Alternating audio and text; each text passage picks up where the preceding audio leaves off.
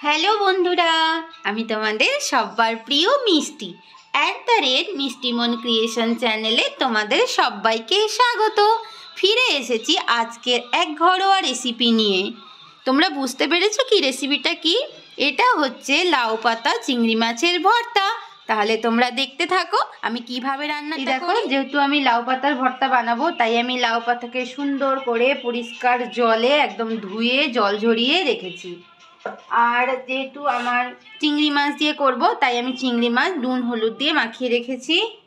আর আমার লাগবে দেখো শুকনো লঙ্কা, এটা হচ্ছে কালো জিরে, টমেটো লাগবে, লবণ তো লাগবেই রান্নাতে, পেঁয়াজ কুচনো লাগবে, সর্ষের তেল দিয়ে হবে, হলুদ গুঁড়ো লাগবে, আর একটু রসুন, একটু আদা আর কাঁচা লঙ্কা।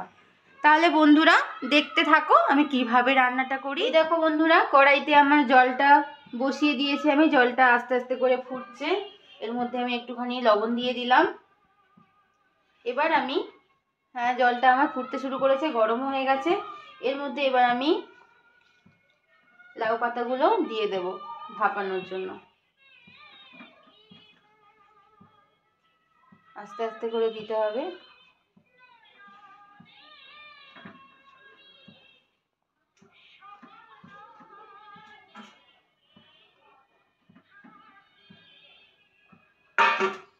দিয়ে দিলাম। এবার আমি এর মধ্যে গোটা টমেটো দিয়ে দিলাম, একটা কাঁচা লঙ্কা দিয়ে দিলাম, দুটো রসুন কোয়া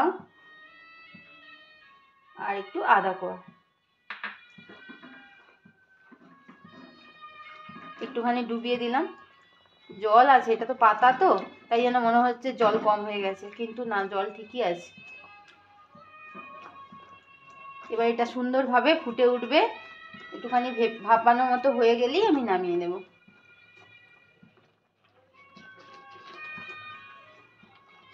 ঠিক আছে, এবার আমি ঢাকনা দিয়ে দিচ্ছি, তোমরা দেখতে থাকো, ফিরে আসছি একটু পরে। এই দেখো বন্ধুরা, এইদিকে আমার তো লাউ পাতাটা ভাপানো হচ্ছে, আমি সেই সঙ্গে সঙ্গে এই দিকে আমি শুকনো লঙ্কা একটু ভেজে নিচ্ছি, কারণ যেহেতু ভর্তা আমার তাতে শুকনো লঙ্কাটা ভাজাটা লাগবে, তার জন্য তো ভাজতে টাইম লাগবে।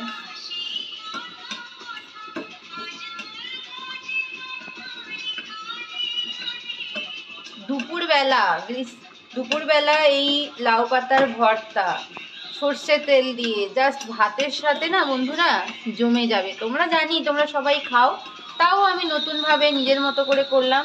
জানি না তোমরা কিভাবে রান্না করো, কিন্তু আমি করলাম এইভাবে। তোমরা এইভাবে করতে পারো, নিজেদের মতো করতে পারো। রান্নাটা খাওয়া নিয়ে আসলে কথা। এবার আমি এর মধ্যে একটু কালো জিরে দিয়ে দিলাম, কালো জিরেটাও একটু আমি ভেজে নেব।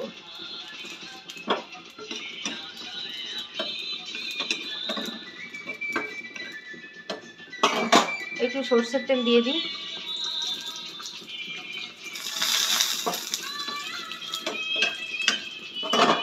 একটু রসুন কুচি ভেজে নিলাম,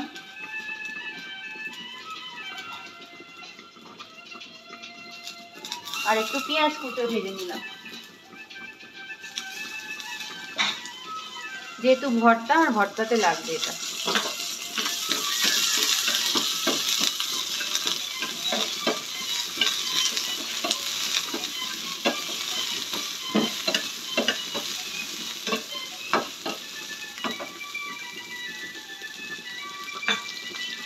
দেখতে থাকো বন্ধুরা আমি কিভাবে কি করছি।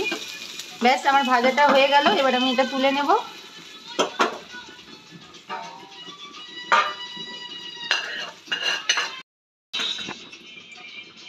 এবার দেখো বন্ধুরা, আমার কড়াইটা গরম হয়ে তেলটাও গরম হয়ে গেছে। এবার আমি চিংড়ি মাছগুলো ভেজে নেব।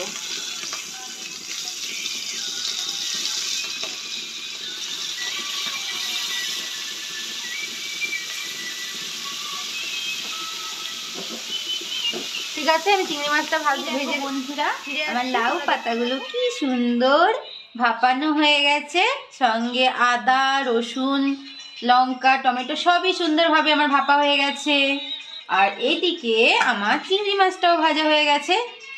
এবার আমি এইগুলো পাতাগুলো আমি মিক্সিতে বেটে তোমাদের কাছে ফিরে আসছি, তাহলে দেখতে থাকো।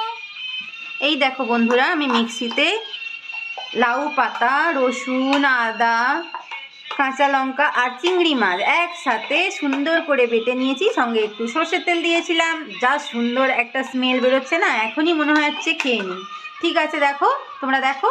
এদিকে কড়াইটাতে আমার গরম হয়ে গেছে। এবার আমি এর মধ্যে একটু কালো জিরে ফোড়ন দিয়ে দেব।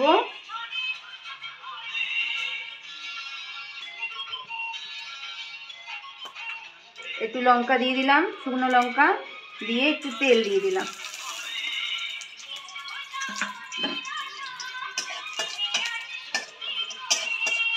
যেহেতু তখন আমি কাঁচা লঙ্কা দিয়েছিলাম, তো আবার পরেও আমি একটুখানি শুকনো লঙ্কা দেবো, তাই আমি এখন একটু কম দিলাম। এবার এর মধ্যে আমি কুচনো পেঁয়াজ দিয়ে দিলাম।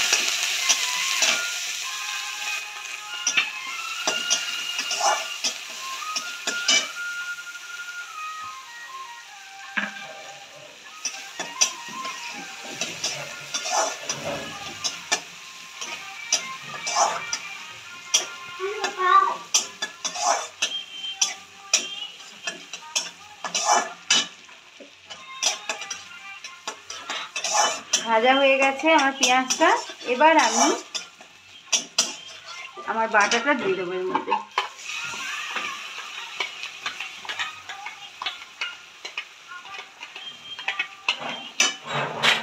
দিয়ে সুন্দর করে এটাকে একদম শুকনো শুকনো হয়ে যাবে মাখাটা। একটু সামান্য হলুদ গুঁড়ো দিয়ে দিলাম। কেউ দিতে পারো, নাও দিতে পারো, যেটা তাদের নিজেদের ইচ্ছা। ঠিক আছে বন্ধুরা, দেখতে থাকো, ফিরে আসছি। এই দেখো বন্ধুরা, আমার এখানে লাউ পাতার যে বাটাটা করেছিলাম সেটা দেখো সুন্দর হয়ে একদম শুকনো শুকনো মতো হয়ে গেছে। এবার আমি এর মধ্যে একটু চিনি দিয়ে দেবো। তোমাদের ভালো লাগলে দেবে, না হলে দেবে না, তোমাদের উপর এটা ডিপেন্ড করছে। এবার আমি কি করব, এইদিকে আমি যে আগে কালো জিরে, শুকনো লঙ্কা আর পেঁয়াজটা ভেজে রেখেছিলাম সেটাকে সুন্দর করে মেখে নেব। তোমরা এইটা নাও করতে পারো, একদম কড়াইতে যখন করেছো সেরকম করেও রেখে দিতে পারো, কিন্তু তোমরা এই লাস্টের এই জিনিসটা, এটা হচ্ছে লাউ পাতার ভর্তার মোক্ষম জিনিস। তোমরা যদি লাস্ট এইটা করে দেখো আর খাওয়ার আগে খেয়ে দেখো কেমন লাগে, দেখবে এটা হচ্ছে মেন জিনিস। এবার আমি নামিয়ে নেব ভর্তাটা।